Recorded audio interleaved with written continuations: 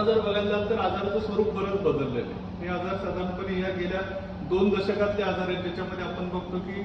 Sugar, BP, hypertension, आता नवीन Covid नंतर आता संधिवात, ऑटो इम्युन डिसीजेस आणि कॅन्सर सारखे आजार बऱ्याच वेळेला वाढत चाललेले आहेत, ज्याच्यामध्ये असं लक्षात येतं की डॉक्टरांकडे बऱ्याच वेळेला जावं लागतं. तर एकालाही सांगितलं जात नाही की तुम्ही रिहॅब करा, का तर ते अँजिओप्लास्टी करणाऱ्यांचा उद्देश असतो ते करून मोकळे होतात,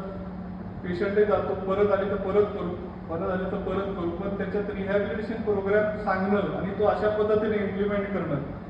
असे पुण्यात अपवाद असेल असं म्हणत नाही की आम्हीच पहिले आहोत किंवा आम्हीच करतो, असातला भाग नाही, अपवाद असतील, पण असा स्ट्रक्चर्ड रिहॅब प्रोग्राम हा अतिशय कमिटीमध्ये सांगितला जातो.